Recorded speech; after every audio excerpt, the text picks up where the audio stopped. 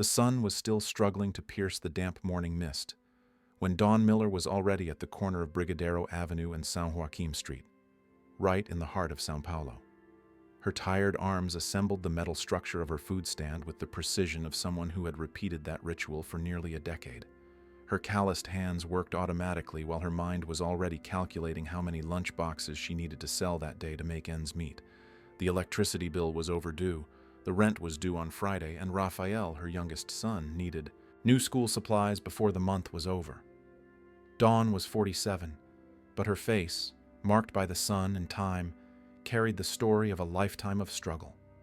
Since her husband had left her 12 years ago, she had become mother, father, provider, and warrior. The homemade lunchbox stand wasn't just her livelihood, it was her identity, her purpose, the only thing keeping her family afloat. Every pot of seasoned beans, every portion of stewed chicken, every container of flavored rice carried not just seasoning, but love and necessity in equal measure. The movement on the corner started slowly. The first customers were always the same, hurried workers who stopped quickly to grab breakfast before heading into the office building next door. Dawn knew them by name. She knew who preferred stronger coffee, who liked buttered toast with extra butter, who had a peanut allergy. This intimate knowledge of her customers was her edge, the reason many preferred her stand to the formal establishments in the area. It was on a Tuesday morning, while serving a regular customer, that Dawn first noticed his presence. An elderly man, perhaps in his 70s, standing across the street, leaning against a tree. He didn't approach, didn't ask for anything, just watched. His clothes were simple, dark pants that had seen better days and a faded button-down shirt, but curiously clean. His gray hair was combed with a certain care, and there was something about his posture, a silent dignity, that caught Dawn's attention. Throughout that day, the man remained there, always at a safe distance, his eyes following every movement of the stand. Dawn tried not to think much of it. After all, it was a busy corner, and people passed by and stopped all the time. But there was something different about that gaze. It wasn't the vacant look of someone lost, nor the aggressive stare of someone looking for trouble. It was a look of hunger, mixed with something Dawn couldn't quite identify, perhaps shame, perhaps hesitation. The next day, he was there again. Same time, same tree, same posture. This time, Dawn paid closer attention. She noticed that the man stayed from 8 in the morning until noon, when she started packing up the leftover food. She also noticed that he never approached when there were many customers, as if he didn't want to be noticed, as if he were hiding his own need from others' eyes. This observation touched something deep in Dawn's heart, an old memory of her own mother saying that the worst hunger is the one people are ashamed to admit. On the third day, when she saw him again in the same spot, Dawn made up her mind. It was almost 11 in the morning, the rush had slowed, and she prepared a generous lunchbox. Well-seasoned black beans, fluffy rice, a roasted chicken leg with potatoes, crispy farofa, and a portion of sautéed collard greens. She put everything in a sturdy container, grabbed a fork and a napkin, and crossed the street with determined steps. The man saw her approaching, and his eyes widened, a mixture of surprise and something akin to panic. He took a step back, as if about to flee, but Dawn spoke softly before he could move. "Hello, sir. I noticed you've been here for a few days. I brought you some hot food. You don't need to feel embarrassed. We're here to help each other out, right?" The man looked at her for a long moment, his clear eyes studying Dawn's face as if trying to decipher an enigma. There were contained tears there. Dawn could see, but also a gratitude so profound it needed no words. Finally, he extended his trembling hands and accepted the lunchbox. "Thank you very much," he murmured, his voice hoarse and low, but with an intonation that surprised Dawn. It wasn't the rough voice she expected, but something softer, almost educated, with clear diction despite the evident emotion. Dawn smiled and returned to her stand, feeling a warmth in her chest that had nothing to do with the midday sun. She discreetly watched as the man sat under the shade of the tree and began to eat, each forkful taken with an almost religious reverence. He ate slowly, savoring every bite. And when he finished, he carefully folded the napkin and held the empty container as if it were made of fine china. In the following days, the ritual repeated itself. The man appeared at the same time. Dawn prepared a generous meal and crossed the street to deliver it. Words between them were few, just his thanks and her encouraging smiles. But there was a silent communication happening, a human connection that transcended the need for language. Dawn began to vary the menu, preparing different dishes for him, and noticed that he appreciated each one with the same solemn gratitude. But not everyone viewed that gesture with Dawn's same compassionate eyes. Irene Davis, who sold costume jewelry at the stand next door, was the first to comment.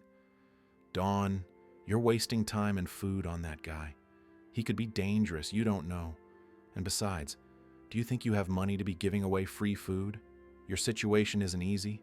Everyone here knows that." Dawn replied without taking her eyes off the pot she was stirring, her tone firm but not aggressive. "Irene, I know you worry about me, but that man isn't dangerous. He's just in need. And if I, who am also struggling, don't help, who will?" Mr. Maurice, the owner of the newsstand, also offered his opinion during a casual conversation. "Dawn, you're too good. These people take advantage of folks like you. Tomorrow there will be 10 asking, then 20. You need to think about your kids before you start doing charity." These words hurt more than Dawn cared to admit, because they touched on her deepest fear. What if she really was being reckless? What if that generosity was jeopardizing the well-being of Raphael and Amanda, her children?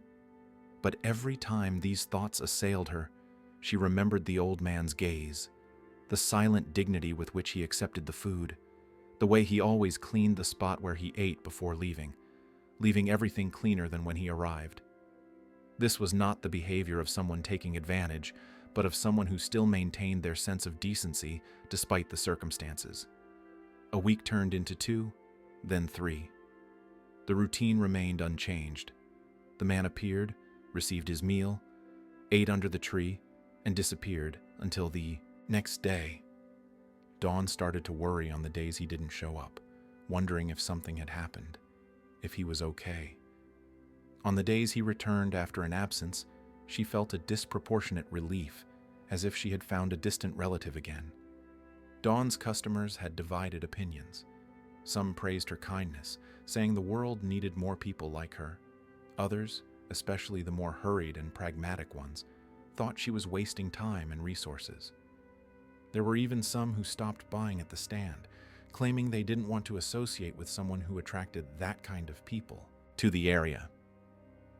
Every lost customer was a blow to Dawn's already tight finances, but she refused to change her attitude. At home, at night, while preparing dinner for Raphael and Amanda, Dawn sometimes caught herself thinking about the old man. Who was he? How had he ended up in that situation? Did he have family? Children who worried about him? Or was he completely alone in the world? These questions haunted her, but she never asked him directly, respecting his privacy and his silence. Raphael, with his 14 years and the sharp insight of adolescence, noticed his mother's concern. "Mom, you seem different. Is everything okay?" Dawn smiled at her son, running her hand through his curly hair. "Everything's fine, sweetie. Just thinking about life, about people." Amanda, 18 and about to finish high school, was more direct. "Mom, I heard Mrs. Davis commenting that you're giving free food to a homeless man. Is that true?" Dawn stopped what she was doing and looked at her 2 children, deciding it was time to be honest. "It is true. Yes. There's a gentleman who shows up on the corner every day. He doesn't ask for anything, but I can see he's hungry. So I give him a lunchbox." "But Mom, we barely have money for our own things," Amanda argued, her voice filled with genuine concern, not selfishness. Dawn sat down at the table with her children, her calloused hands intertwined on the worn surface. "I know things are tight, my children, but I can't turn my back on someone who is hungry. My mother, your grandmother, always said that we never become poorer by sharing. We only become richer in heart. And I believe that. Raphael, always the more sensitive of the two, placed his hand over his mother's. I think what you're doing is beautiful, Mom. Weeks turned into a month, then two. Autumn was beginning to give way to winter in Sao Paulo, and the mornings were progressively colder. Dawn noticed that the man started appearing in a thin coat, clearly insufficient for the decreasing temperatures. She began serving heartier soups, hot broths that could not only nourish but warm him from the inside. It was on a particularly cold morning, after almost 3 months of this daily ritual, that something different happened. Dawn crossed the street as usual with the prepared lunchbox, but when she reached the tree, the man didn't just accept the food. He extended his other hand, offering Dawn a carefully folded cloth handkerchief. Dawn took the handkerchief, confused, and unfolded it. Inside, written in elegant, firm handwriting, was a short message. My dear lady, there are not enough words to thank you for your kindness. In a world that has forgotten to look out for its neighbor, you reminded me that humanity still exists. May God bless you always. Dawn read and reread the words, surprised not only by the message but by the quality of the writing. This was not the handwriting of someone uneducated, but of someone who had clearly studied, who mastered the language with precision. She looked at the man with new eyes, noticing for the first time the small details she had overlooked. The upright posture despite his age, the hands that, though marked by time, were cared for, the way he held the cutlery with an etiquette that did not match his appearance as a homeless person. Who are you really? She thought, but didn't ask aloud. Thank you for the words, sir. But you don't need to thank me. We're just doing what's right. The man smiled for the first time, a sad but genuine smile, and Dawn returned to her stand with the handkerchief carefully tucked into her apron pocket, feeling that there was something much more complex to this story than she could imagine. The routine continued without apparent changes in the days following the written message. Dawn kept that piece of fabric like a treasure, taking it out of her pocket in moments of greatest discouragement, when the bills seemed impossible to pay, or when the malicious comments of neighbors weighed too heavily on her shoulders.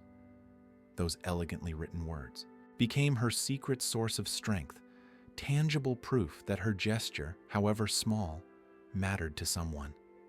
Winter fully settled over Sao Paulo, bringing with it icy mornings that made Dawn's fingers ache as she set up the stand. Sales dropped a bit, as always happened this time of year, when people preferred quicker, warmer meals indoors. But Dawn remained steadfast, waking up at 5 a.m. to prepare the lunch boxes, ensuring that each one was impeccable, that each dish carried the same love and care as always. The elderly man, whom Dawn now thought of simply as her silent friend, continued to appear religiously. She noticed that he started arriving a little earlier, perhaps to escape the more intense morning cold, and that he always brought with him a small plastic bag where he carefully stored the empty lunchboxes from the previous day, returning them clean and organized. This gesture deeply touched Dawn because it showed a respect and consideration that many of her paying customers did not demonstrate. It was on a foggy Thursday, when the clock marked almost 10 a.m, that something extraordinary happened. Dawn was busy serving a group of office workers from the nearby commercial buildings when she heard the unmistakable sound of powerful engines. She looked up and saw, with growing surprise, 2 sleek black cars, clearly imported and very expensive, slowly pulling up to the corner. They were not the type of vehicles that usually frequented that part of the city, much less at that time of day. The doors opened almost simultaneously, and out of them stepped men wearing impeccable dark suits. There were 4 in total, 2 from each car, and all had that rigid, alert posture that Dawn immediately recognized as private security. Behind them, 2 other older men emerged, carrying leather briefcases and wearing prescription glasses. Lawyers. Dawn immediately thought, her heart beginning to race without knowing exactly why. The movement on the corner ceased as if someone had pressed a pause button. Dawn's customers stopped eating. Passers-by slowed their pace. Even Irene abandoned her jewelry stand to get a better look. There was something profoundly intimidating about the scene, something that made the air feel heavier, more charged with expectation and fear. One of the men in suits, the tallest one, approached Dawn's stand with measured steps. He was around 50, with perfectly combed, gray hair and a face that revealed no emotion. When he spoke, his voice was firm and professional, but not aggressive. "Good morning. Are you the owner of this establishment?" Dawn nervously wiped her hands on her apron, feeling all eyes on the street fixed on her. "Yes, I am, sir. Is there a problem?" The man exchanged glances with his colleague before continuing. "My name is Dr. Franklin Alcott. I am an attorney. We are looking for information about a man who frequents this area. Do you know this gentleman?" He held out a photograph, and Dawn felt her blood run cold when she recognized the face. It was the elderly man, her silent friend, but the photo was from many years ago. In it, he was wearing an elegant suit, smiling at the camera in front of what looked like a sophisticated restaurant. His hair was darker, his face less marked by time, but the eyes were unmistakable, those same clear, penetrating eyes that Dawn saw every day. "Yes, I do," she replied cautiously, her mind racing with 1,000 possibilities. "What did he do? Is he in danger?" Dr. Alcott did not answer immediately. Instead, he made another gesture to one of the security guards, who brought what appeared to be official documents. "Do you know where we can find him now?" Dawn was about to answer when she heard a familiar voice behind her. "It's not necessary. I am here." She turned quickly and saw the elderly man emerging from behind the tree where he usually sat. He walked with slow but firm steps, his posture suddenly more erect, his expression serene but marked by weariness. The crowd that had formed on the corner seemed to collectively hold its breath. What happened next left Dawn completely stunned. The lawyers, those serious and intimidating men, bowed slightly in a gesture of deep respect. The security guards approached, not in a threatening way, but protectively, as if they were guarding someone extremely important. "Mr. Edmund," said Dr. Alcott, his voice now filled with relief and reverence, "we have been looking for you for 3 months. Your family is desperate. Your company needs you." The elderly man, now identified as Edmund, raised a hand in a gesture that asked for patience. "I know, Franklin, but before anything else, there is something I need to do." He turned to Dawn, who was completely paralyzed, trying to process what was happening. The woman who for 3 months had fed a man she believed to be a needy homeless person now discovered that something much bigger, much more complex was going on. "Ms. Dawn," Edmund began, his voice now stronger and clearer than she had ever heard it, "I owe you an explanation, and much more than that." The crowd around them grew, people emerging from buildings, stopping in the street, all wanting to understand what was happening on that ordinary São Paulo corner that had suddenly become the stage for something extraordinary. Irene was speechless. Mr. Maurice had completely abandoned his newsstand, and even the office workers who had been Dawn's customers minutes before remained glued to the spot. Edmund continued, completely ignoring the growing audience, his eyes fixed only on Dawn. "My full name is Edmund Taylor. I am the founder and, until 3 months ago, the controlling owner of the Popular Flavor Network, one of the largest restaurant chains in Brazil." Dawn felt her legs weaken. Popular Flavor. She knew that name. Every Brazilian knew it. It was a huge chain with hundreds of units spread across the country, known for offering affordable quality meals. She herself had eaten there a few times, on special occasions. But you, sir," she stammered, unable to form a coherent sentence. Edmund smiled sadly. "I know. You must be wondering what a man with the resources I have was doing on the streets, accepting charity. And it's a fair question." He took a deep breath, as if about to reveal something he had kept for a long time. 3 months ago, I had a great disappointment. My son, Bernard, who took over the company's direction 2 years ago, began making changes that went against everything I believe in. He transformed our restaurants, which were created to serve the Brazilian people with dignity and fair prices, into cold profit machines. He fired longtime employees, reduced the quality of ingredients, and raised prices. When I confronted him, He told me I was an old sentimental fool, that the business world had no room for romanticism. Edmund's voice trembled slightly, but he continued. Those words shattered me, because I didn't build that company thinking about profit. I built it thinking about people like you, who work hard every day and deserve a decent meal, at a fair price.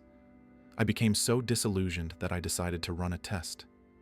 I wanted to know if genuine kindness still existed in the world. If there were still people who would help a stranger without expecting anything in return. He paused, his eyes filling with tears. For 3 months, I walked the streets of São Paulo. I faced hunger, cold, ignorance. I was mistreated, chased away, insulted. No one helped me. No one looked at me as a human being, until I arrived at this corner and found you, ma'am. Dawn felt her own tears begin to fall. The entire corner was in absolute silence, every person present completely absorbed in the story unfolding before them. You fed me every day for 3 months, not because I asked, not because I paid, but simply because you saw another human being in need and decided to help. You, who clearly have your own financial challenges, shared what you had with me. And you did it even when people around you criticized you, even when you lost customers because of it. Edmund took a step closer, his voice now choked with emotion. You saved me, Miss Dawn. You didn't just feed me. You restored my faith in humanity. You showed me that there are still good people in this world, and for that, I am eternally grateful. Dawn was openly crying now, her hands trembling. She wanted to say something, but the words wouldn't come. Around them, several people in the crowd were also discreetly wiping away tears. Dr. Alcott approached respectfully. Mr. Taylor, we need to take you back. There are urgent matters at the company that require your attention. Edmund nodded, but kept his eyes on Dawn. I have to go now, but this doesn't end here. Franklin will return tomorrow to speak with you. There is something important I need to propose. Please trust me as I trusted you. Before Dawn could respond, Edmund did something that shocked everyone. He bowed deeply in a gesture of respect and gratitude, and then, escorted by the security guards and lawyers, got into one of the black cars. The vehicles smoothly departed, leaving behind a stunned crowd and a completely transformed Dawn. She remained standing for a long moment, looking at the empty street where the cars had been. Around her, people began to approach, asking questions, offering congratulations, wanting to know more details. Irene was pale, clearly regretting all the criticisms she had made. Mr. Maurice's eyes were wide with surprise, but Dawn barely heard the commotion around her. Her mind was still processing everything that had just happened. The man she had fed out of pure kindness, expecting nothing in return, was one of the wealthiest businessmen in Brazil. And he had said he had a proposal for her. What could it be? What could someone like Edmund Taylor want with a simple street vendor of lunchboxes? These questions would haunt her for the rest of the day and throughout the night, as she tried, unsuccessfully, to sleep and mentally prepared herself for what the next day would bring. Dawn barely slept that night. Every time she closed her eyes, the images from the previous day returned with full force. The black cars, the men in suits, Edmund's revelation, the look of reverence from the lawyers. It seemed like a dream, something impossible to have actually happened to her, a simple lunchbox vendor from the outskirts of São Paulo. At 3 a.m, she gave up trying to sleep and went to the kitchen to make coffee, her hand still trembling slightly as she held the cup. Amanda came downstairs shortly after, finding her mother sitting at the kitchen table, staring into space. Mom, didn't you sleep? Dawn smiled weakly at her daughter. I couldn't, my love. My head won't stop thinking about what happened yesterday. Amanda sat down next to her mother, holding her hand tenderly. I still can't believe this is real. The man you were feeding all these months was Edmund Taylor, the owner of Popular Flavor. When you told me last night, I thought you had a fever. They laughed. Together, a nervous laugh that relieved some of the accumulated tension. And he said he's going to make a proposal today. What do you think it could be, Mom? Dawn shook her head, genuinely clueless. I have no idea, Amanda. Maybe he wants to give me some money as thanks. Or maybe offer me a formal job at one of his restaurants. I don't know, but whatever it is, it's already more than I ever could have imagined. Raphael joined them shortly after, still sleepy, but with eyes shining with youthful enthusiasm. Mom, everyone at school is going to know about this. You're going to be famous.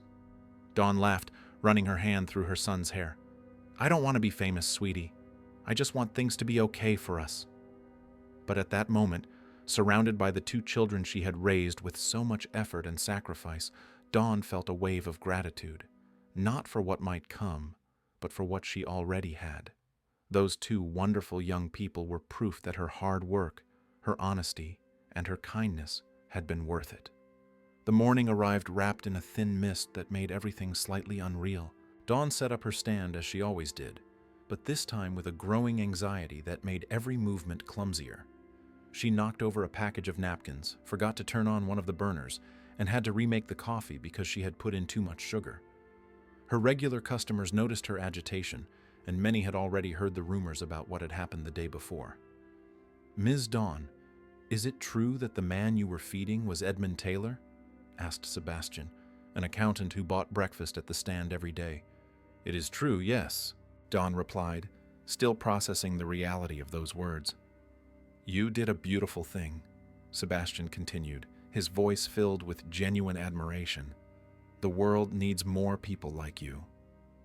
These words comforted Dawn, but also made her slightly embarrassed. She hadn't done anything extraordinary, just followed what her heart told her. She didn't expect recognition or praise, much less all the attention she was now receiving. It was exactly 10 o'clock in the morning when the black car returned. This time it was only one vehicle, more discreet than the previous day's entourage, but still commanding respect with its silent elegance. Dr. Franklin Alcott stepped out, wearing another impeccable suit, this time in navy blue. He carried a leather briefcase and had a serious but friendly expression. Good morning, Ms. Dawn. May I take a few minutes of your time? Dawn nervously wiped her hands, nodded, and asked Irene to keep an eye on the stand. She and the lawyer moved a few feet away, standing under the shade of the same tree where Edmund used to eat his meals. Dr. Alcott opened the briefcase and took out some documents, but before showing them to Dawn, he began to speak, in a measured and respectful voice. Ms. Dawn, Mr. Taylor asked me to come here today to explain the entire situation in more detail and to make an extraordinary proposal.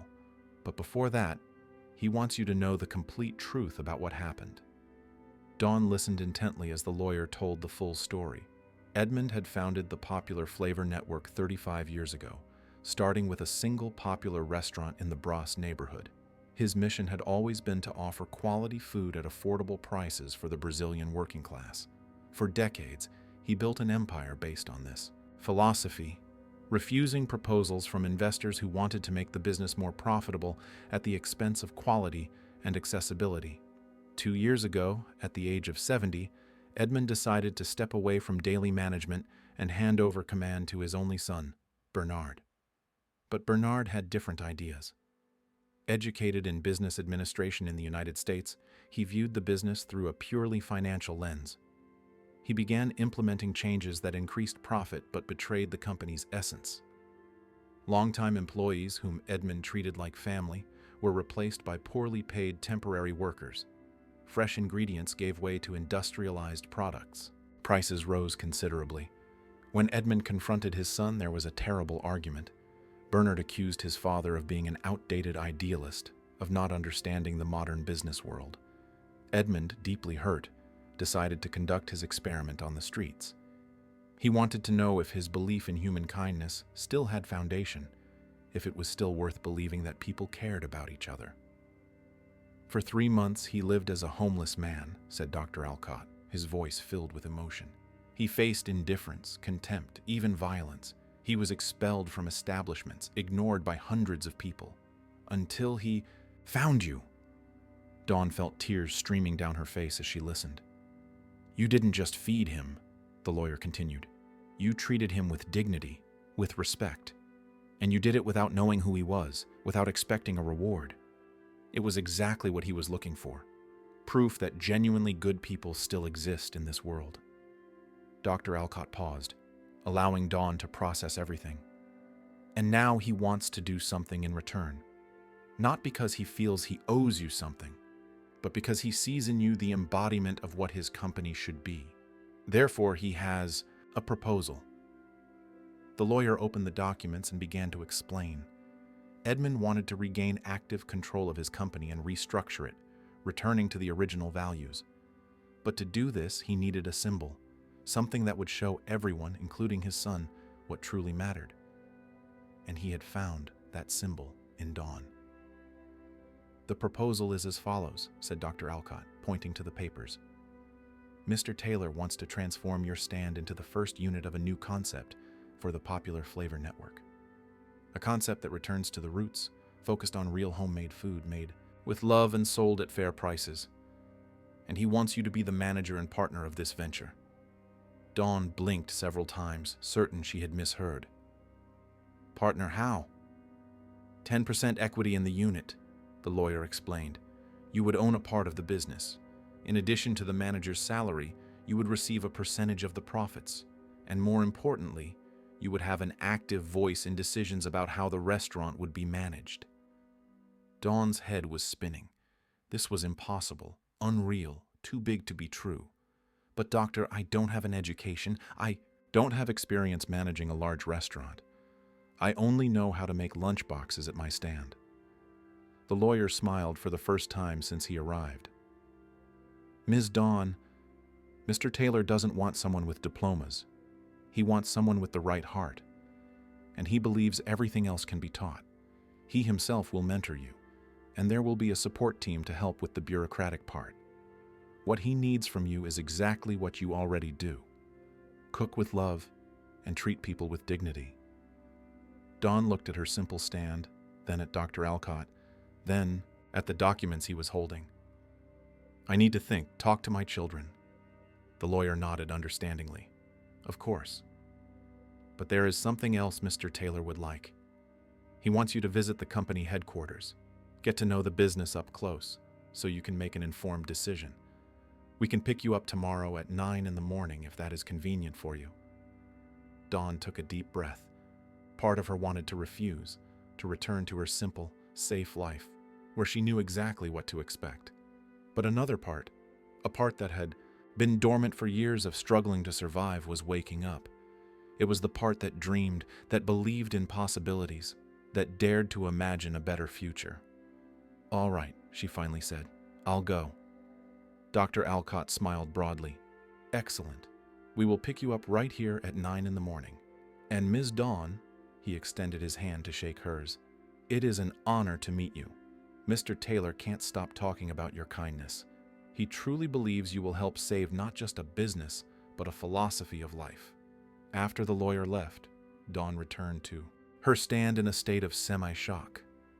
Irene immediately approached, her eyes wide with curiosity. "So? What did he want?" Dawn looked at her neighbor, at the simple stand, at the corner that had been her world for so many years. "He wants to change my life," she replied simply. That night, sitting at the table with Raphael and Amanda, Dawn told them everything. The two young people listened in respectful silence, their eyes widening more and more as the story unfolded. "Mom, that's incredible," Amanda said when Dawn finished. "You have to accept. But what if I fail?" Dawn voiced her deepest fear. "What if I'm not good enough? What if I disappoint him?" Raphael held his mother's hand firmly. "Mom, you've spent your whole life being good enough. You were good enough to raise us alone. You were good enough to keep this business running for years. You were good enough to help a stranger when no one else did. You are more than good enough." Those words, coming from her teenage son, touched Dawn deeply. She realized that she had spent so much time worrying about surviving that she had forgotten to believe in herself, to recognize her own strength and worth. "You're right," she said, feeling a new determination growing within her. "I'm going to do this, not just for me, but for both of you, to show that it's possible, that people like us can make it." The three hugged, crying and laughing at the same time, united by the hope of a future that finally seemed possible and the certainty that, no matter what happened, they would face it together. The following morning arrived charged with anxiety and expectation. Dawn woke up before the alarm clock at 5 in the morning and lay looking at the ceiling for long minutes, trying to calm the nerves that seemed to dance under her skin. She had chosen her best outfit the night before, a simple but clean white blouse and black dress pants that she rarely wore, saved for special occasions that never seemed to arrive. Looking at herself in the mirror after getting ready, Dawn saw a nervous but determined woman, someone who was about to enter a world completely different from her own. Amanda helped her mother comb her hair, pinning it back in a discreet bun. "You look beautiful, Mom, and you're going to rock it there." Raphael appeared at the bedroom door with a cup of coffee. "I brought you coffee, Mom. You need to be strong today." Dawn felt her eyes well up. Her children had always been her safe harbor, her reason to continue even on the hardest days. And now they were there, supporting her on this scary but exciting journey. At 8:45, Dawn was already at the corner, her stand closed for the day, something that rarely happened. She had informed her regular customers the day before that she would not be serving that morning, and they had reacted with understanding and encouragement. Irene stopped by to wish her good luck, her tone very different from the criticisms she usually made. "Go there and show them what you're capable of, Dawn." Exactly at 9 o'clock, the black car arrived. Dr. Alcott stepped out and opened the back door for Dawn with a gentle smile. "Good morning, Ms. Dawn. Ready to meet your future?" Dawn got into the car, feeling completely out of place in that luxurious environment. The leather seat was soft, the air conditioning kept the temperature perfect, and there was even a small bottle of mineral water at her disposal. She tried not to look dazzled, but it was impossible not to notice every detail of that new world. The drive to the popular Flavor Network headquarters took about 40 minutes. The building was located in an upscale area of São Paulo, a modern glass and steel construction that rose imposingly against the blue sky. Dawn felt her stomach clench when the car parked in front of the main entrance. "We've arrived," announced Dr. Alcott. "Mr. Taylor is waiting for you." They entered the main lobby, a vast space with high ceilings, marble flooring, and a sleek reception desk. Several people circulated, all dressed in expensive corporate attire, carrying briefcases and tablets, speaking in professional tones. Doris felt like a fish out of water, acutely aware of her simple clothes and work-worn hands that no amount of lotion could fully soften. While Mr. Harrison quickly finished a call, Doris approached the reception desk. The receptionist, a young woman in her mid-20s, perfectly made up and wearing an impeccable gray suit, looked Doris up and down with an expression that didn't hide her disdain. "Can I help you?" she asked, her tone making it clear. She doubted Doris had any legitimate reason to be there. "Good morning. I have a meeting with Mr. Edward Thompson." The receptionist raised a perfectly sculpted eyebrow. "Are you sure? I don't see your name on his schedule." Before Doris could respond, a man in a suit passing through the lobby stopped and looked at her with poorly disguised curiosity. "Are you visiting an employee? Visitor entrance is around the side." Doris felt her cheeks flush, but she kept her voice steady. "No, sir. I was invited by Mr. Harrison for a meeting with Mr. Thompson." The man exchanged glances with the receptionist, both clearly skeptical. "Look, ma'am, this is a corporate building. If you're looking for a job, you need to drop off your resume at the Human Resources Department, which is on the second floor." The humiliation burned, but Doris was about to reply when she heard Mr. Harrison's firm voice behind her. "Is there a problem here?" The receptionist and the man in the suit completely changed their demeanor upon seeing the lawyer. "Mr. Harrison, we didn't realize she was with you," the receptionist quickly said. "Clearly not." The lawyer's voice was ice cold. "This is Ms. Doris Miller, a personal guest of Mr. Edward Thompson, and you have just treated her with disrespect and prejudice." "But, sir," the man began, "she didn't look—" "Didn't look what?" Mr. Harrison interrupted, his voice rising slightly. "Didn't look wealthy enough to be here. Wasn't wearing expensive enough clothes. allow me to remind you of something fundamental. Respect doesn't depend on your clothes or your bank account. And if you can't understand that, perhaps you're working for the wrong company. The silence that followed was heavy. Several people in the lobby had stopped to watch the scene. The receptionist was pale. The man in the suit looked like he wanted to disappear. Just then, the elevator doors opened and Ed Thompson emerged, flanked by two assistants. He immediately saw the scene, and his usually gentle face hardened. "What is going on here?" Mr. Harrison briefly explained, and Ed's expression grew even more severe. "So you humiliated my guest because she didn't dress according to your superficial standards?" He looked directly at the receptionist and the man in the suit. "Do you know what the last instruction I gave was when I founded this company? That everyone, from the simplest customer to the highest paid executive, be treated with equal dignity. Apparently that message got lost." He turned to Doris, his face softening immediately. "Ms. Miller, please forgive me. This should never have happened." Doris, who had observed everything in silence, finally spoke, her voice calm but firm. "Mr. Thompson, you don't need to apologize. You didn't do anything wrong. But I appreciate you standing up for what's right." Ed smiled, a look of pride in his eyes. "See?" he said to everyone in the lobby, who were now watching in silence. "This is true dignity. It doesn't require expensive clothes or important titles. It's in the character, in how we treat others, especially when we are tested." He offered his arm to Doris. "Come. We have a lot to discuss." They rode up to the top floor, where the executive conference room was located. The space was impressive, featuring a massive table of fine wood, comfortable leather chairs, and a breathtaking panoramic view of the city skyline. But Doris barely noticed the decor, her mind still processing what had happened in the lobby. Ed personally poured her coffee, a simple gesture that touched Doris deeply. "I'm truly sorry about what happened." "Downstairs," he said again, "but perhaps it was instructive.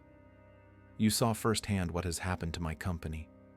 People have forgotten the fundamental values. They forgot that before we are business owners or employees, we are human beings." Doris took a sip of coffee, gathering the courage to ask the question that tormented her. "Mr. Thompson, why me? There are so many people more qualified, with more education, more experience. Why choose a simple lunch vendor?" Ed sat across from her, his clear eyes fixed on hers. "Because you have something that can't be taught in any business school, Ms. Miller. You have heart. You have empathy. You understand, instinctively, that our business isn't about selling food. It's about serving people. And that is what my company has lost and desperately needs to recover." He paused, choosing his words carefully. "When my son took over, he brought efficiency, modern systems, advanced management techniques. All of that is important, I won't deny it. But he forgot the soul of the business. He forgot that every customer is a person with a story, a family, dreams, and difficulties. He turned everything into numbers on a spreadsheet." Ed stood up and walked to the window, looking out at the city below. "Do you know what the greatest success of community cuisine was when I founded it? It wasn't the profit, although we were profitable from the start. It was the fact that families could eat together with dignity, that workers like you could have a decent meal without breaking the bank. It was the smile on our customers' faces, the gratitude in their eyes. That was what made me wake up happy every day." He turned back to Doris. "And you, in your simple stand on the corner, do exactly that. You serve food with love. You treat every customer as an important individual. That is exactly what I want back in my company." The conference room door opened just then, and a tall, well-dressed man walked in. He was around 40, with neatly trimmed dark hair and a serious expression that bordered on skeptical. Doris immediately recognized the physical resemblance to Ed. This was Brandon, the son. "Dad, I came as you asked," Brandon said, his voice neutral but with underlying tension. "Brandon, I want you to meet Ms. Doris Miller. Doris, this is my son, Brandon." The two greeted each other politely, but Doris could feel the resistance emanating from the younger man. He quickly assessed her with his eyes, and she saw the same doubt she had seen on the faces of the receptionist and the man in the lobby. "Dad, can we talk privately first?" Brandon requested. "There's no need," Ed replied firmly. "Ms. Miller is going to be a fundamental part of what we do moving forward. She has the right to hear everything." Brandon took a deep breath, clearly trying to maintain his composure. "Dad, with all due respect, this is insane. You want to hand over unit management and a 10% stake to someone who has zero corporate experience, no business degree, no knowledge of large-scale restaurant management." Doris felt every word like a stab, because she knew Brandon was right on many points. She truly lacked those qualifications. But Ed didn't waver. "You're right, Brandon. She doesn't have those credentials. But she has something far more valuable. She has integrity. She has compassion. She has the ability to see beyond the numbers and see the people. Dad, this is a business, not a charity." Ed slammed his hand on the table, making both Doris and Brandon jump. "That is exactly the attitude that is killing my company." His voice echoed through the room. "When did you forget that businesses are made by people, for people? When did you decide that profit was more important than purpose?" "Dad, I increased our profits by 30% in 2 years and lost the soul of the company in the process," Ed countered. "Our employees are unhappy. Our customers complain. We lost what made us special." The silence that followed was charged with tension. Doris wanted to disappear. She didn't want to be in the middle of this family conflict. But before she could say anything, Brandon spoke, his voice lower now, more controlled. "Dad, I understand your concerns, and maybe I went too far with some changes. But this," he vaguely gestured toward Doris, "this isn't the solution. You are making an emotional decision, not a rational one." Ed looked at his son for a long moment. "Brandon, do you know what I did for the last 3 months?" "I know, Dad, and it was crazy. It was a test to see if my faith in humanity still had merit. And Ms. Miller passed that test when hundreds of other people failed." He turned to Doris, who remained quiet in her chair. "But she is right to want a chance. Ms. Miller, I'm not asking you to blindly trust me. I'm asking you to give me a chance to prove that this idea can work. 3 months. Give me 3 months to turn your stand into a real restaurant, to train you, to show that kindness and profit can go hand in hand." Doris looked at Ed, then at Brandon, feeling the weight of the decision on her shoulders. All of this seemed too big, too important. But then she remembered her children, Ryan saying she was good enough, Amy encouraging her to try. She remembered all the years of struggle, all the mornings waking up before the sun to work hard, all the times she had helped someone even when she herself had little. 3 months, she finally said, her voice firm. "Give me 3 months, and I will give you everything I have. If it doesn't work, at least we tried. But if it does work, you will have proven that doing good and doing business are not opposite things." Ed smiled, his eyes shining with emotion. "Then we have an agreement." The next 3 months were the most intense and transformative of Doris's life. What was a simple corner with a lunch stand turned into a bustling construction site? Ed had spared no expense. A team of architects was hired to design a space that maintained the welcoming essence of the original stand, but in a permanent, professional structure. The land, which Ed quickly acquired from the previous owners, began preparation in the first week. Doris watched everything with a mixture of enchantment and terror. During the day, she worked alongside Ed and a team of consultants he had hired, learning about restaurant management, inventory control, large-scale food hygiene procedures, team management, and basic finance. At night, she studied alone at home, reading the materials Ed provided, taking notes, trying to absorb an entire universe of knowledge in record time. Ryan and Amy witnessed their mother's transformation with admiration. She woke up even earlier now, but not out of necessity for survival, but out of enthusiasm. Her eyes shone in a way they hadn't seen in years. The tired, overwhelmed woman was gradually being replaced by someone renewed, full of purpose and hope. One of the first important decisions Doris had to make was about the team. Ed had made it clear that she would have total autonomy to choose who would work in the restaurant. Doris didn't hesitate. She sought out other local street vendors, people she had known for years, honest workers who struggled every day just as she always had. Marcus, who sold hot dogs 3 blocks away, was the first she invited. A 35-year-old father of 2 who had lost his formal job 5 years ago and had since supported his family with his street cart. "Doris, are you serious?" he asked when she made the proposal, his eyes wide with disbelief. "As serious as I've ever been in my life, Marcus. You're hardworking, honest, and you know how to deal with customers. You're exactly the kind of person I want on my team." She also invited Joanna, a 60-year-old woman who sold specialized snacks in the nearby park. She invited Paul, a 22-year-old who delivered meals by bicycle. She invited Teresa, who had a natural juice stand. Each of them had a story of struggle.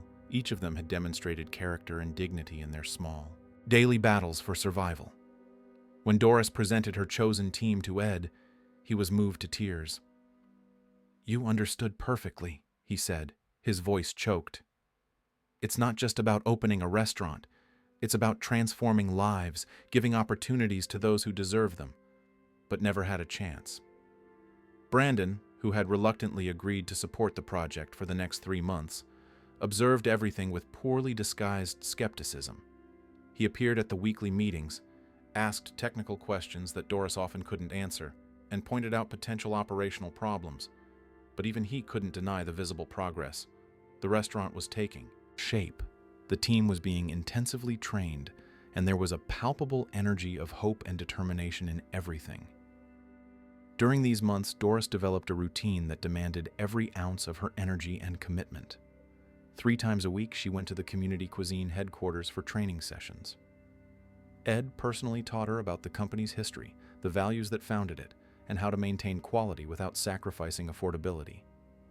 Other days, she worked at the construction site, overseeing progress, giving her opinion on the kitchen layout, choosing wall colors, and the type of furniture to be used.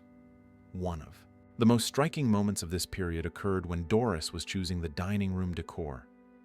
The interior designer had prepared several sophisticated options, with imported furniture and modern minimalist decor. Doris looked at everything, felt it was beautiful, but wrong, and finally spoke. "With all due respect to your work, which is wonderful, this is not what I want. This is not what the people who will eat here want." The designer looked offended, but Ed gestured for her to continue. "The people who will come here are working people. They are people like me who wake up early, work all day, and come home tired. They don't want to feel intimidated by overly chic decor. They want to feel at home, welcomed, comfortable." Doris pulled out a paper and began to sketch, her hand moving with a confidence that surprised even herself. "I want wooden tables, simple but sturdy. I want comfortable chairs where people can sit for a while, talk, relax.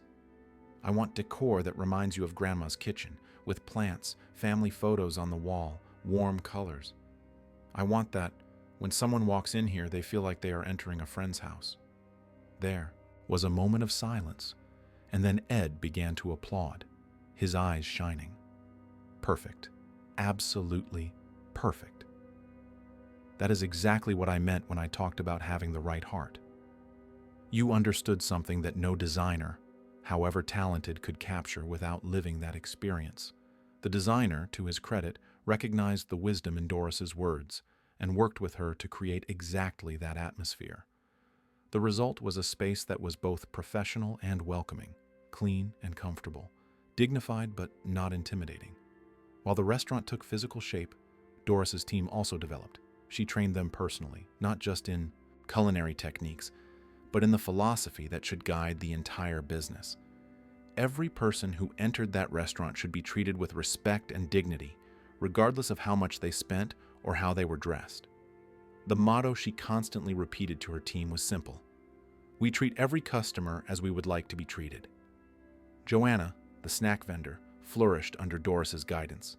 She had spent her life being ignored and disrespected, but now she was learning not only to cook on a larger scale but to believe in herself. Marcus discovered a natural talent for management, helping. Doris organized shifts and maintained inventory control. Paul, the young delivery guy, proved excellent at customer service, always with a genuine smile and a kind word. Teresa, the youngest of the group at 40, became Doris's right hand in the kitchen. The two developed an almost telepathic synergy, creating and testing recipes that would be the restaurant's flagship. They maintained the simplicity that characterized Doris's food, but refined the techniques, ensuring consistency and quality in every dish. Throughout this period, Amy and Ryan watched their mother transform. Amy, who had always been the more pragmatic of the two, sometimes helped her mother with paperwork, organizing documents, and helping her understand complex spreadsheets. Ryan, with his more artistic nature, contributed by designing the restaurant's logo, a stylized version of his mother's old stand, but with a heart in the center. Ed loved it so much that he adopted the design immediately. Brandon's visits during this period were tense but necessary. He remained skeptical, but Doris began to notice something changing in his eyes. Perhaps it was the genuine enthusiasm of the team. Perhaps it was seeing his father, who had been depressed and disillusioned for months, regain life and purpose. Or perhaps it was simply witnessing that what he judged impossible was, slowly but surely, becoming real. One day, about 2 months after the project began, Brandon arrived at the construction site and watched in silence. Doris was training her team in customer service, simulating different situations they might face. She wasn't perfect. She occasionally made grammatical errors, but her passion and sincerity were undeniable. When the session ended, Brandon approached her. "Can I talk to you for a moment?" Doris nodded, nervous. Interactions with Brandon always made her uncomfortable, as if she were constantly being tested and judged. They walked to a quieter corner of the construction space. Brandon was silent for a moment, as if carefully choosing his words. "I owe you an apology," he finally said, his words completely surprising Doris. "When my father first suggested this project, I thought it was a ridiculous, emotional idea, doomed to fail. I thought you didn't have what it takes to make this work." Doris remained quiet, letting him continue. "But I was wrong. Not about your technical limitations. You really don't have the background we would normally require. But I was wrong about what truly matters. You have something that I and many of our managers lost along the way. You genuinely care." He took a deep breath before continuing. "My father is happy for the first time in years. And it's not just because of the project itself, but because you validated everything he always believed. You proved he was right about how business should be conducted." Doris felt tears prick her eyes. "Mr. Brandon, I am so afraid of failing, of disappointing your father, disappointing my team, disappointing you." Brandon smiled, a genuine expression that softened his entire face. "You know what I realized watching you work? You can't fail anymore, because you have already proven the most important point. You showed that kindness is not weakness, that empathy is not naivety, that caring for people and running a profitable business are not mutually exclusive." He extended his hand to her. "I still have my doubts about some operational aspects, I won't lie. But I want you to know that you have my support. Truly. And not just because my father asked, but because I believe you can make this work." Doris shook his hand, feeling an enormous weight lifted from her shoulders. Having Brandon as an ally, not just a skeptical observer, would change everything. The final days before the grand opening were frantic. Every detail had to be perfect. The kitchen was equipped with professional gear, but Doris insisted on keeping some items from her original stand. Like her favorite pots and her worn cutting board, they were talismans, connections to her roots, reminders of where everything had begun. The team held several rehearsal days, preparing full meals and serving them to a group of invited testers. The feedback was consistently positive. The food was excellent, homemade, and flavorful. The service was warm and genuine. The atmosphere was welcoming without being sloppy, dignified without being pretentious. It was exactly what Ed had envisioned. On the night before the inauguration, Ed gathered the entire team in the now complete restaurant. He was visibly emotional as he looked around, seeing his reborn dream become reality. "I want to thank each and every one of you," he began, his voice slightly cracking. "You embraced this vision, worked tirelessly, believed when it was hard to believe. But especially, I want to thank Ms. Doris Miller." All eyes turned to her, standing next to her team, wearing a simple but clean uniform that she herself had helped design. "Doris, you didn't just save me when I was lost on the streets. You saved my faith in humanity. You reminded me why I started this business so many years ago. And now you are helping to rebuild it based on those same principles. I have no words to express my gratitude." Doris stepped forward, wiping away the tears that were streaming freely down her face. "Mr. Thompson, I thank you. You changed not only my life, but the lives of everyone here. You gave us a chance when no one else would, and I promise we won't disappoint you. We are going to make this place something special, a place where people will feel at home, where they will be treated with the respect they deserve." She looked at her team, Joanna, Marcus, Paul, and Teresa, each with tears in their eyes too. "We are going to show that it is possible to do business without losing humanity. We are going to show that serving others is not weakness. It is strength, and we will honor the trust that Mr. Thompson placed in us." That night, when Doris finally got home, it was past midnight. Her children were waiting up for her, anxious to hear about the final preparations. She sat between them on the couch and, for the first time in 3 intense months, allowed herself to fully relax. "Tomorrow is the big day," Ryan whispered, his eyes shining with excitement. "Are you nervous, Mom?" Amy asked. Doris thought for a moment before answering. "Yes, I'm nervous, but I'm also at peace, because I know I gave it my all. And regardless of what happens tomorrow, this right here," she squeezed her children's hands, "this is already my greatest victory. You two, seeing me fight, seeing me grow, seeing me believe in myself. If this inspires you to also believe in your own dreams, then it was all worth it." The three hugged for a long time, united by love and the hope of a future that finally seemed within reach. The inauguration day dawned with a clear blue sky, as if even the universe was conspiring for everything to go right. Doris woke up at 4:30 in the morning, not out of obligation, but because anxiety and enthusiasm simply wouldn't let her sleep anymore. She prepared carefully, putting on the uniform that represented so much to her. It wasn't just work clothes. It was the symbol of a complete transformation, of a lifetime of struggles that was finally leading somewhere extraordinary. When she arrived at the restaurant at 6 in the morning, she discovered she wasn't the first. Joanna, Marcus, Teresa, and Paul were already there, each checking their respective areas, ensuring everything was perfect. The kitchen gleamed, the dining room was impeccably organized, and there was a delicious aroma of fresh bread that Teresa had started preparing even earlier. "Everyone," Doris called their attention, her voice trembling slightly with emotion. "Before we start, I need to say one thing. It doesn't matter how many people show up today. It doesn't matter if everything goes perfectly or if we make mistakes. What matters is that we are here, together, doing something that many people said was impossible.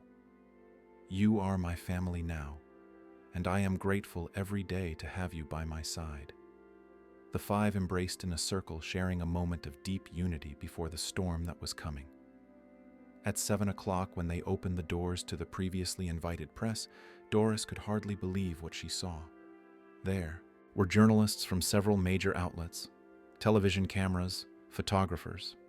The story of Ed living on the streets and being saved by the kindness of a street vendor had spread, and the press was fascinated by the narrative.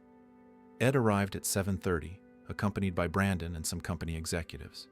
He gave a brief speech to the press, explaining the philosophy behind this new community cuisine restaurant concept. "This is not just another restaurant," he declared, his voice firm and full of conviction. This is a return to our roots, a reminder of why I started this business so many years ago. Here, every customer will be treated with dignity. Here, food will be prepared with love, not just efficiency. And here, you will find the heart of community cuisine in the person of Ms. Doris Miller and her exceptional team. When it was Doris's turn to speak, she felt her hands tremble as she held the microphone. She wasn't used to speaking to cameras, to journalists, to an audience that went far beyond her usual corner customers. But when she started talking, the words flowed naturally. I am just a mother who worked her whole life to support my children. I never imagined that one day I would be here, in front of you, inaugurating a restaurant. But I learned that when we act with kindness, when we see others as human beings who deserve respect, extraordinary things can happen. This restaurant is proof that doing good and doing business are not opposite things, and I promise every person who walks in here that they will be treated like family, because that's how my mother taught me to treat everyone. The journalists asked several questions, some technical about the business, others more personal about Doris's journey. She answered them all with honesty and simplicity, without trying to be something she wasn't. Her authenticity was palpable, and this was reflected in the faces of the journalists, many of whom seemed genuinely touched by the story. At 9 o'clock, the doors were officially opened to the general public, and what happened next exceeded all expectations. A massive line formed, stretching for 2 blocks. They were people of all kinds, local workers who knew Doris from her old stand, curious people who had read about the story in the press, families who wanted to support the new concept, even some executives from nearby offices who had been moved by the narrative. Doris's team worked tirelessly, but always maintaining the human warmth and individual attention she had emphasized so much during training. Every customer was greeted with a genuine smile. Every order was prepared with care. Every person who left the restaurant carried with them not only a satisfying meal, but an experience that touched the heart. Around noon, when the movement was at its peak, Doris noticed something that made her pause for a moment. She saw an elderly man enter, clearly homeless by the look of his clothes. He looked around with a mixture of curiosity and hesitation, as if unsure if he was welcome. Some customers watched him with visible discomfort. Doris immediately approached him, her heart tightening at the memory of Ed in that same situation months ago. "Good morning, sir. You are very welcome. What can I get for you today?" The man looked at her in surprise, clearly not expecting to be treated with such kindness. I saw people coming in and I thought maybe, but if it's not allowed, I can leave." Doris gently held his arm. "You are more than welcome here. Come, I'll find you a good table." She led him to a table near the window, completely ignoring the looks of some uncomfortable customers, and personally served him a complete and generous meal. She didn't charge him anything. When some customers questioned her, she responded with firmness but kindness. This restaurant was founded because someone decided to help another person without expecting anything in return. We will not forget our origins. Every hungry person who walks in here will be fed, regardless of whether they can pay or not. Ed, watching from afar, felt tears roll down his face. She had understood completely. It wasn't just about running a profitable business. It was about keeping humanity at the center of everything. Brandon, standing next to his father, shook his head in admiration. "Dad, I was completely wrong.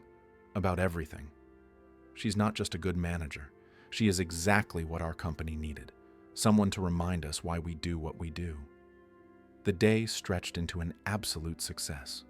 When they finally closed the doors at 9 that night, exhausted but radiant, Doris gathered her team for a moment of reflection. "We did it," she said, her voice choked. "We didn't just open a restaurant. We proved that it's possible. We proved that kindness is not weakness, that caring for people is not incompatible with success. And this is just the beginning. The next 6 months were a whirlwind of success after success. The restaurant was not only profitable, but exceptionally profitable. More important than the numbers, however, were the stories. Stories of customers who became regulars because they felt truly welcome. Stories of employees who flourished in a work environment based on mutual respect. Stories of people who were fed for free when they couldn't pay, keeping alive the essence of kindness that had given rise to everything. The press continued to cover the story, turning Doris into a kind of unexpected celebrity. She was invited to give interviews, participate in television programs, and speak at entrepreneurship events. But despite all the attention, she remained the same humble person, always insisting that the success belonged to her team, to Ed, to everyone who believed. Brandon, who had initially been the biggest skeptic, became the biggest advocate for the model. He began implementing some of Doris's philosophies in other community cuisine units, always with her as a consultant. The company began to transform, slowly but consistently, returning to its foundational values without sacrificing modern efficiency. It was on a Friday afternoon, 6 months after the inauguration, that Doris received an unexpected phone call from Mr. Harrison. "Ms. Miller, Mr. Thompson would like to meet you at headquarters tomorrow at 10 o'clock. There is something important he needs to discuss with you." Doris felt a pang of anxiety. Was there a problem? Had she done something wrong? But the lawyer's voice was friendly, so she decided not to worry too much.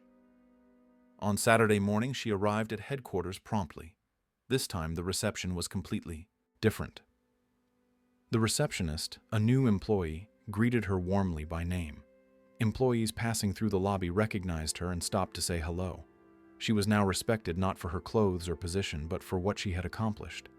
Ed received her in his personal office, not the formal conference room. Brandon was also present, as were Mr. Harrison and a few other executives Doris had met in recent months. "Ms. Miller," Ed began, a wide smile on his face, "I called you here to share some extraordinary news. The restaurant you manage has not only met all our expectations, it has dramatically exceeded them.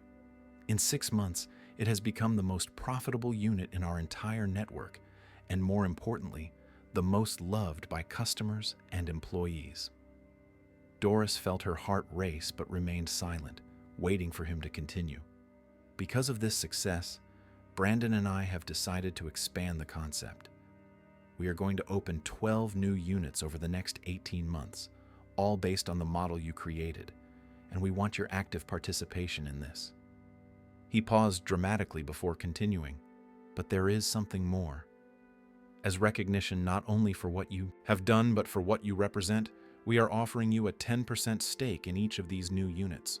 Furthermore, you will be promoted to Director of Culture and Values for Community Cuisine, a new position we created specifically to ensure we never again lose sight of what truly matters." Doris felt her legs weaken. She held onto the nearest chair, trying to process what she had just heard. "Mr. Thompson, I don't know what to say." "Say yes," Brandon interjected, smiling. "Say you will continue showing us how to do this the right way." Tears began to fall freely down Doris's face. She thought about her journey, from that morning almost a year ago when she first saw Ed watching her stand from afar. She thought about all the years of struggle, of waking up before the sun, of worrying about whether she could pay the bills. She thought about her children, how desperately she had tried to give them a better life. And now, everything was changing in a way she never could have imagined. "Yes," she finally said, her voice firm despite the tears. "I accept, and I promise I will honor that trust every day." The following months were a new journey of learning and growth.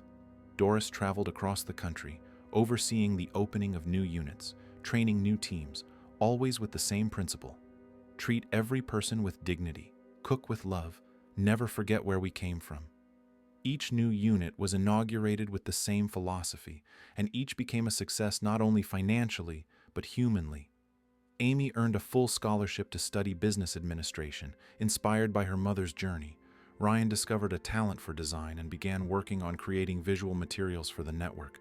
The family that once struggled to survive now prospered but never forgot their roots. 1 year after the inauguration of the first restaurant, Community Cuisine organized a major event. It was the inauguration of the 12th unit of the new concept, this time in an underserved neighborhood, exactly the kind of place Ed had always wanted to serve. Thousands of people attended. There were press representatives, local authorities, employees from all units, loyal customers, and, most importantly, members of the local community who would finally have access to a quality restaurant in their own neighborhood. When it was time for the inauguration speech, Ed called Doris to the stage. She walked up, still a little uncomfortable with all the attention, but much more confident than she had been a year ago. "When I offered that first meal to Mr. Edmund," she began, her clear, steady voice amplified by the speakers, "I wasn't thinking about recognition or reward. I was simply doing what I felt was right. But what I've learned on this journey is that kindness isn't a one-off act. Kindness breeds kindness. Respect breeds respect. And when we put people first, when we treat every human being with the dignity they deserve, we don't just do good. We create something sustainable, something that can truly change lives." She looked over at Edmund, who stood beside her, tears welling up in his eyes.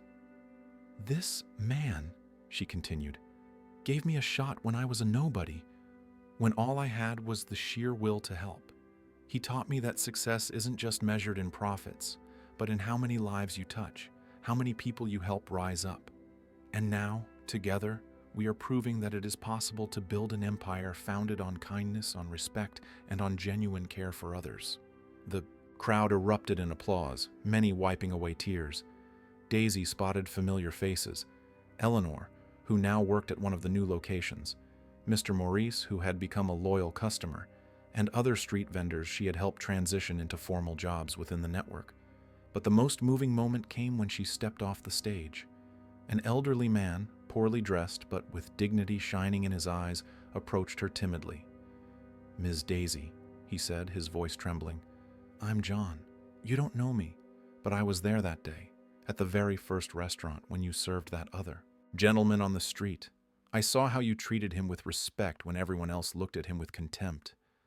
Since that day, I always come back. And for the first time in years, I feel like a person again, not just someone invisible." Daisy hugged the man, letting her own tears fall freely. "You were always a person, John. You were always important. And you will always be welcome anywhere I am." That night, after the event ended and the crowds dispersed, Daisy stayed alone for a few minutes in the newly opened restaurant. She walked through the empty dining room, touching the wooden tables, feeling the energy of the space. She thought about her journey, how a simple choice to offer food to a stranger had changed not only her life, but the lives of so many others. When she finally got home, it was past midnight. Amy and Ryan were waiting up for her, just as they always did on big occasions. She sat down between them on the same couch where so many important conversations had taken place. "Mom," Ryan started, "do you realize how much you've changed the world around you?" Daisy smiled, wrapping her arms around both of her children. "I didn't change the world, my loves. I just did what I thought was right. But I learned that when each of us does what is right, when we choose kindness instead of indifference, when we see the other person as a human being worthy of respect, that's when we truly change the world. One plate of food at a time, one kind gesture at a time, one person at a time." She looked out the window at the illuminated city, thinking of all the Edmunds in the world who were lost, all the Johns who felt invisible, all the people who just needed someone to see their humanity. "And you know the most incredible thing?" she continued, her voice soft but full of emotion. "I didn't do anything special. I just treated someone the way I wanted to be treated. And that should be normal, not extraordinary. My dream is that one day, stories like mine won't be news, but simply the way we all live every single day." The three sat in silence for a moment, absorbing the depth of her words. Then Daisy stood up, went to her room, and returned with something in her hands. It was the scarf Edmund had given her almost a year and a half ago, with that first message written on it. "I keep this," she said, showing her children, "to never forget that everything started with one simple gesture, and to remember that the greatest wealth we can possess isn't in the bank, it's not in titles or positions. It's right here," she touched her own chest. in the heart, in the capacity to feel compassion, to act with kindness, and to see others as equals. That night, before falling asleep, Daisy knelt beside her bed, just as her mother had taught her years ago. She gave thanks, not just for the material blessings she now had, but for the journey, the lessons learned, and the people she had met. She gave thanks for holding on to her humanity, even in the toughest times, for choosing kindness when it would have been easier to choose indifference. And then, with a smile on her lips and peace in her heart, Daisy Miller, the meal vendor who became an entrepreneur, the woman who proved that kindness and success can walk hand in hand, finally slept, knowing she had not only changed her own life but had touched countless others, proving that the greatest investment we can ever make is simply in being human to one another. Dear listeners, we hope the story of Daisy and Edmund has touched your hearts as much as it touched ours in telling it. This journey reminds us that simple acts of kindness can have extraordinary consequences, and that we should never underestimate the power of treating someone with dignity and respect. If this story inspired you, make sure to subscribe to our channel for more narratives that celebrate the best of human nature. Hit that like button if you believe, like Daisy, that kindness is never wasted. And share in the comments. Have you ever helped someone without expecting anything in return? Or perhaps you were helped in a moment of need. Your stories inspire us to keep bringing you soul-stirring content that reaffirms our faith in humanity. We are here every day with new stories that will move you, inspire you, and remind you of what truly matters in life. Until the next story, remember this: the kindness you offer the world always finds its way back to you.